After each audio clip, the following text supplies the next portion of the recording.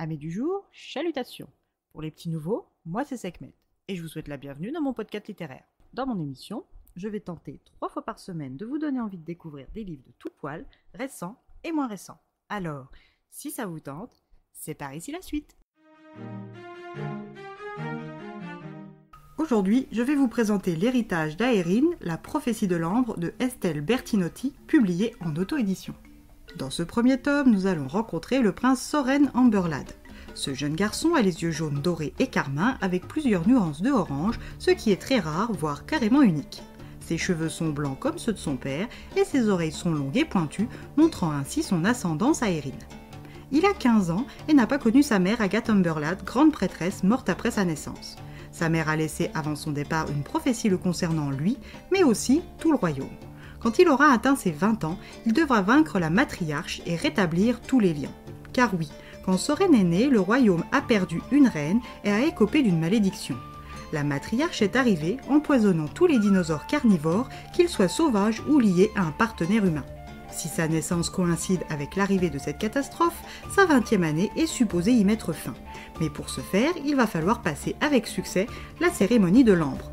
Dans le royaume du roi Hélios, son père, les jeunes sont répartis par groupes que l'on appelle les initiés.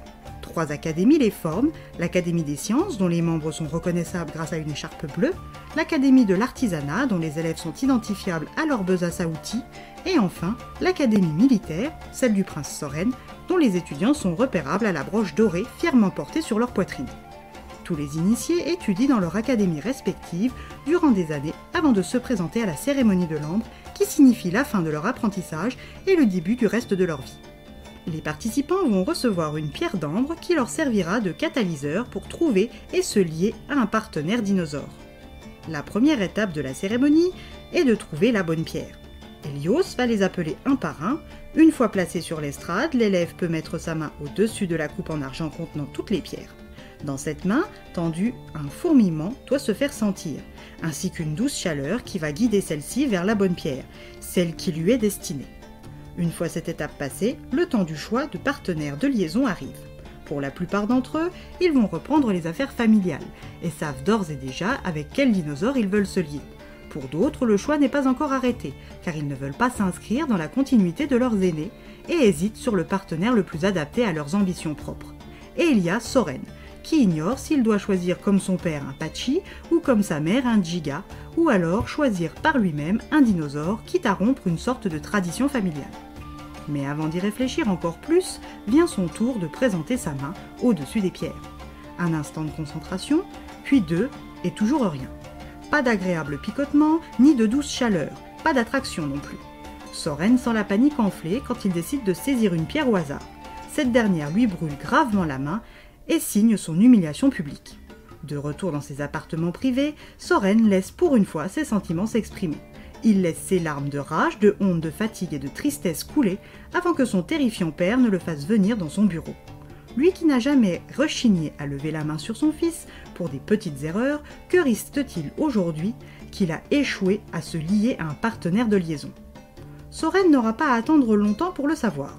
L'entretien se passe mieux qu'escompté, il se voit juste attribuer une garde du corps personnel. Eleanor Armis et son partenaire Aegis, un panda. 5 ans se sont écoulés depuis son échec cuisant à la cérémonie de l'ambre, et Soren et Eleanor, malgré des débuts difficiles, sont devenus plus que des collègues, ils sont amis. Sa mission sacrée est sur le point de commencer. Son voyage en dehors des murs du royaume, là où les carnivores rendus fous par la matriarche vivent, est programmé et en préparation. Il doit se tenir prêt et dire au revoir, peut-être même adieu, à son meilleur ami, Alexander Wolford, dit Alec. Les 2 garçons se sont rencontrés quand ils avaient 8 ans et ont commencé à se lier d'amitié quand Alec est entré en internat à l'Académie des artisans à l'âge de 12 ans.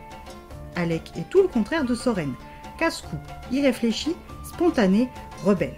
Et il a apporté une bouffée d'oxygène dans la vie austère et bien réglée, comme du papier à musique, du prince. Avec les aventures d'exploration de son père Jack, Alec a fait rêver Soren et lui a transmis le goût de l'aventure. Pour Soren, l'étape des adieux est dure, car il sait que son ami rêve de l'accompagner dehors, mais n'étant pas de l'académie militaire, c'est impossible. L'heure du départ a sonné, le convoi royal voyant et tapageur est prêt.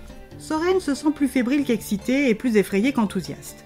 Elénore, qui le connaît bien, le rassure et lui montre la beauté des paysages. La première puis la seconde porte sont franchies. Ça y est, il est en chemin pour éradiquer la matriarche, rétablir les liens perdus entre les gens et leurs dinosaures carnivores et sauver les carnivores sauvages de leur folie. La route est longue et les dangers nombreux, et ce n'est pas l'attaque subie, les privant Elénore et lui du cortège, qui va venir contredire les faits. Mais dans son épreuve, Soren va retrouver un allié de choix, Alec et son Gallicléo. Elénore, qui ignorait jusqu'à l'existence d'Alec, va-t-elle arriver à lui accorder sa confiance en si peu de temps ? Le prince vaincra-t-il ses crises d'angoisse handicapantes sur le terrain ? Alec, qui ne sait pas bien se battre, sera-t-il un atout pour la quête de son meilleur ami et souverain ? À vous de lire ce premier roman pour découvrir l'avancée de ce trio en terres hostiles.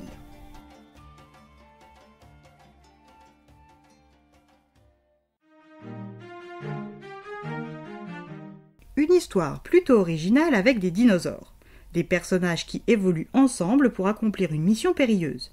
Ce trio va vite comprendre que les dinosaures carnivores, bien que rendus fous, ne sont peut-être pas leur seul problème. Et bien voilà, j'en ai fini pour aujourd'hui. J'espère que cet épisode vous aura plu et vous aura donné des nouvelles idées de lecture. Si vous souhaitez découvrir d'autres petits bonbons littéraires tout droit sortis de ma bibliothèque, je vous retrouve le mardi 12 août prochain pour un nouvel épisode. Et si d'ici là je vous manque de trop, n'hésitez pas à me rejoindre sur mon compte Instagram, @leslecturesdeSekhmet. Sur ce, chalut les amis et à la prochaine!